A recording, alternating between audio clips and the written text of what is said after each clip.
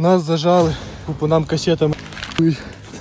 Піхотинцю в цій війні найважче.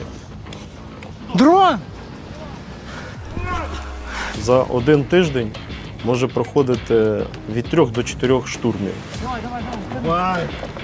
Тут панують дрони, тут дронова армія. Та не стійте, хлопці, поможи назад толкнути! Плюс прийняв.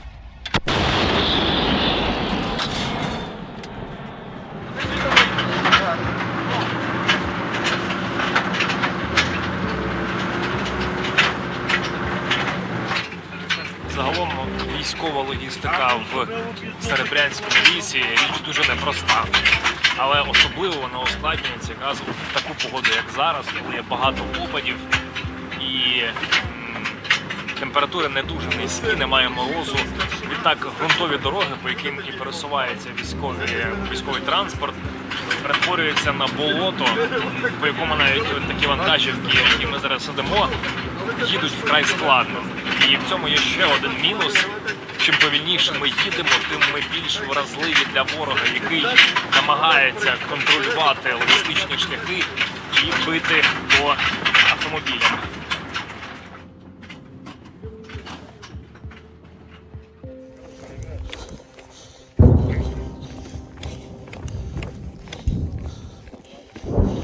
Все дрони, все пасуть дрони повністю, зі зміною на місці.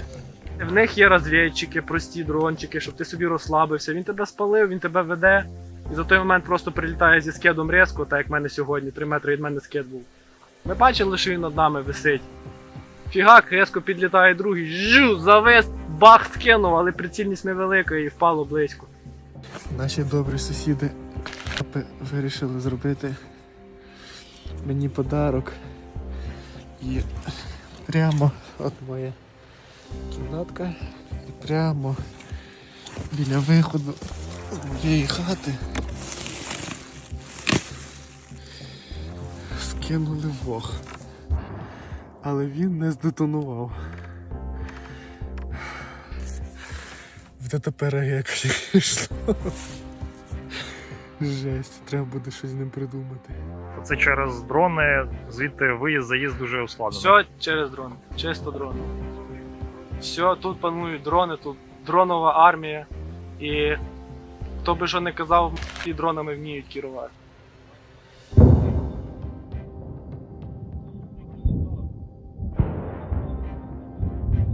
Там плотна п'ячка йде.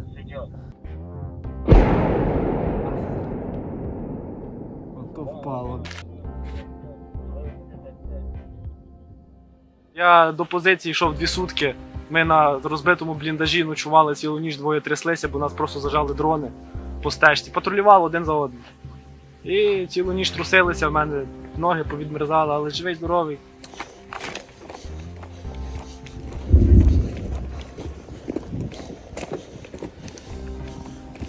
Ситуація яка? До позиції ми не дійшли, бо нас почали жорстко всіх палити дрони. Ми зайшли в якийсь в розвалений бліндаж, знайшли в ньому норку, тут трошки облаштувалися і будемо цю ніч ночувати ось так.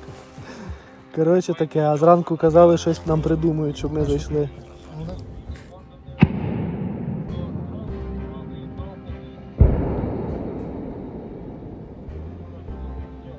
Все, коротше, ми облаштувалися до кінця, закрили дирку, собі підстілочку зробили, термоковдру нарили. Будемо грітися, їсти сало з хлібом і пити водичку. Маємо до ранку тут дотягнути.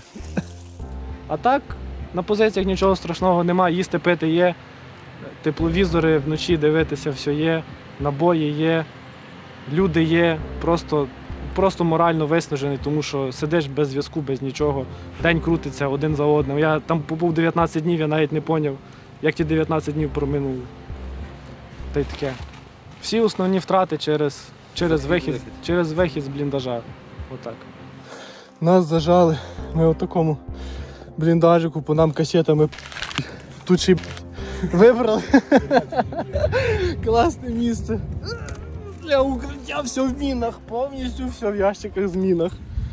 Якщо попаде, з нас мокрого місця не лишиться. А касети прилітають плотно, вже 5-й зал був.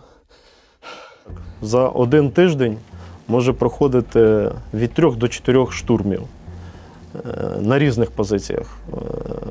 У нас батальйони районної оборони досить широка смуга. І противник атакує на кожному із цих напрямків.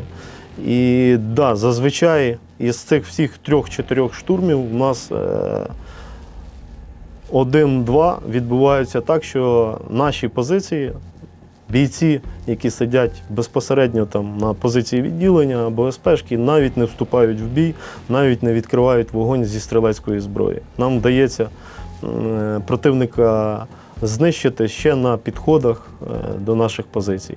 Коли виявляємо там одного військовослужбовця противника, да, на нього може в ту ж саму хвилину здійснитися 3 скида з різних бортів.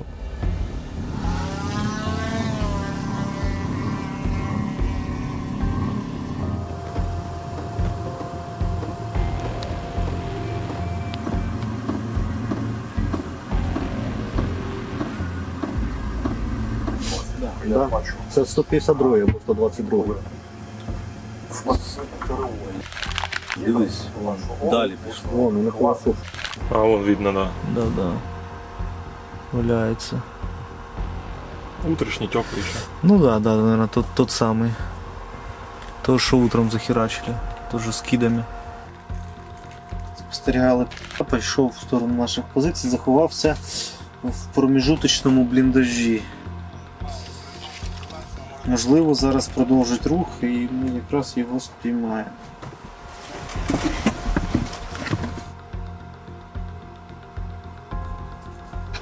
Ну, ще рухався, але вже, їхати не пробує. Плюс-плюс це. Йой-йой. Це воно. Це чотенько було тільки що. Потрошечку підтягуються.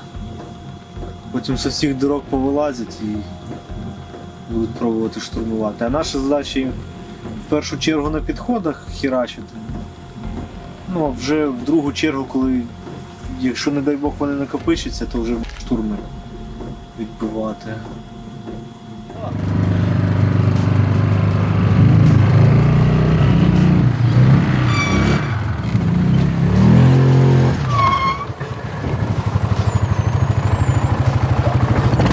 А які задачі виконуєш? Ну, доставка БК, доставка людей. Стандартна. БК, люди, провізія. Да. А чому саме баги, а не джипи, наприклад, або машини якісь інші? Тому що в машину нема такої ефективності, що ти залізеш в машину і вилізеш так швидко, як з цього. Це на випадок, якщо буде FPV або інший Та дрон. нема різниці, навіть та ж сама вигрузка. У тебе є лічені секунди, що ти з машини зліз, допустимо, другі в машину залізли і вони зразу все, стартували і ходять додому.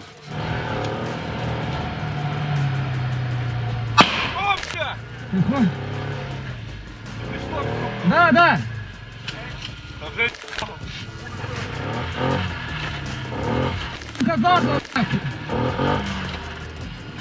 Та не стійте, хлопці, поможи назад толкнути, блядь!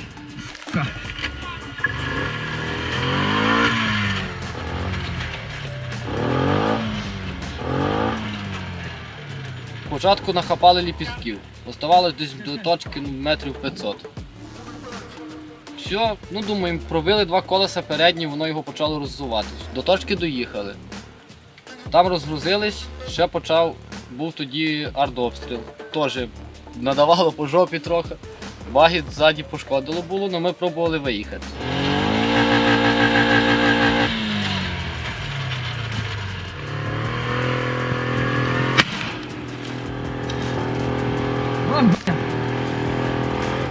Жди!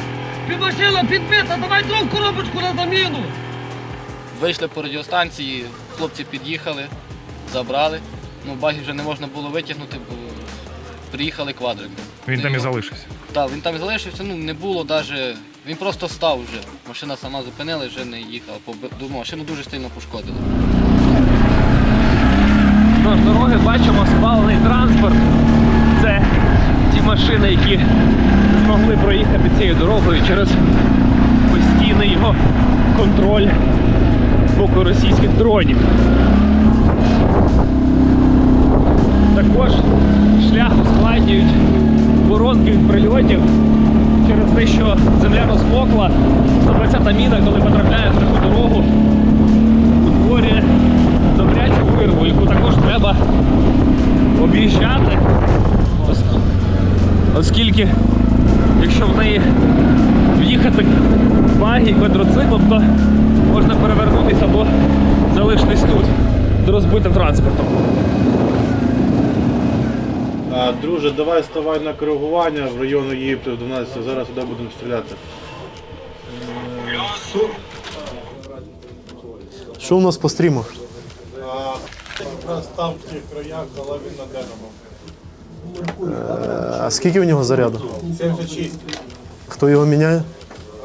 Яка буде міняти, він теж буде на деревом. Давай, кажи, хай стає на коригування. Скажи, чуть-чуть ще хай доверне вліво. Доверни, будь ласка, ще трошки лівіше. Це десь їхній тут командир роти сидить на тих позиціях. Полоненого, коли ми брали, той каже, цього п***ца, є інтернет, у нього генератор, соляра є, а ми попити навіть нічого. Плюс, прийняв, по готовності до вогонь. Плюс прийняв.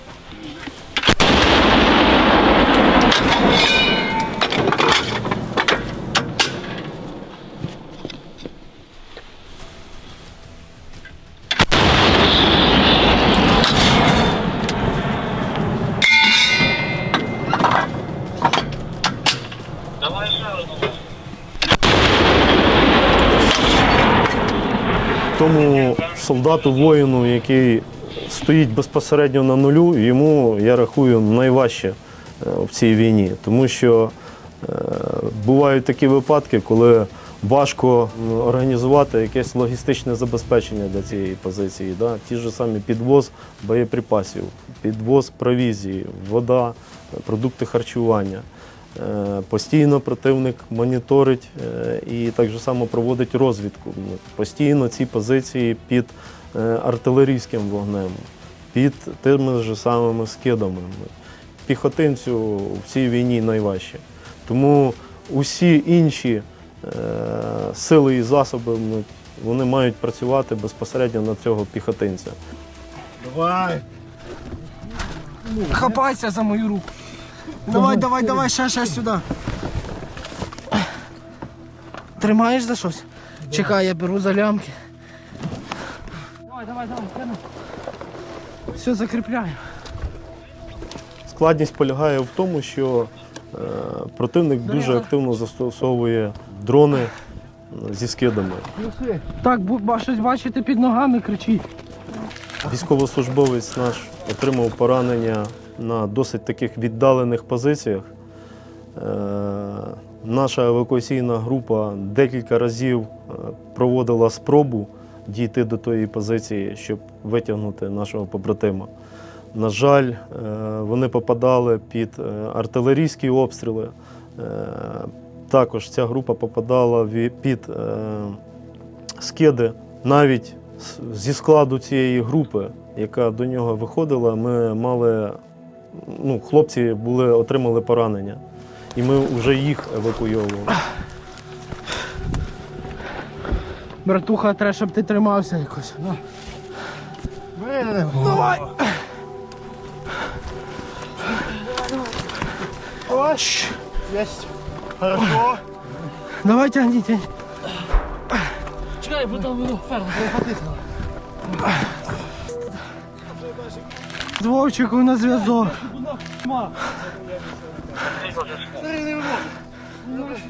Дрон!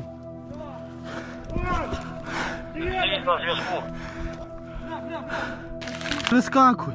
Ми підготували ще одну групу, провели, скажімо так, аналіз, як противник, коли він більш активний, коли менш активний. Де в чому нам допоміг Бог тим, що дав сприятливі погодні умови. хлопцям, ті, які були на позиції біля нашого пораненого, ми за допомогою наших дронів скидували ті медичні препарати і ліки, за допомогою яких вони стабілізували його.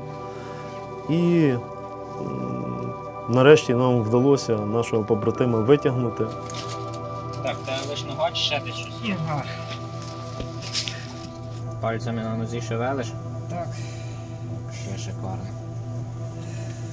Сьогоднішній пацієнт, він був середньої важкості, отримав травму на позиції.